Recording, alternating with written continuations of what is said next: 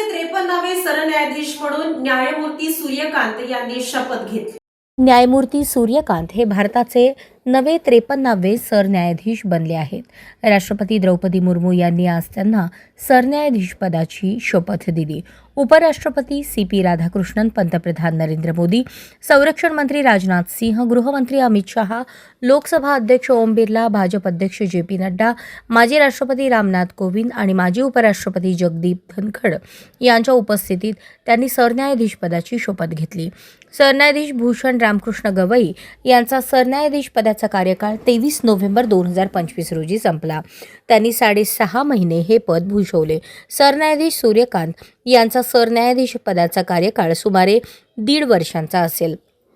ते 9 फेब्रुवारी 2027 रोजी निवृत्त होतील। सध्या त्यांचे वय 63 वर्षे आहे। सरन्यायाधीश सूर्यकांत यांचा जन्म 10 फेब्रुवारी 1962 रोजी हरियाणातील हिसार येथे झाला। ते एका सामान्य कुटुंबातून आले होते।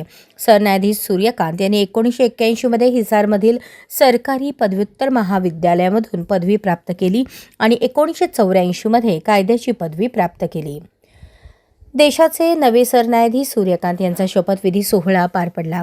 या सोहळ्याला माजी सरन्यायाधीश भूषण गवई देखील उपस्थित होते। गवई यांनी निवृत्त होताच लगेचच सर्व सरकारी सुविधा सोडल्या आहेत। सूर्यकांत यांनी शपथ घेताच गवई यांनी त्यांची अधिकृत शासकीय कार तिथेच सोडली आणि स्वतःच्या गाडीने परतले।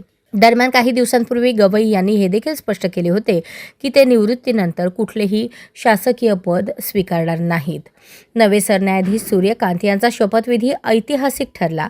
या शपथविधी सोहळ्याला 7 देशांचे मुख्य न्यायमूर्ती उपस्थित होते।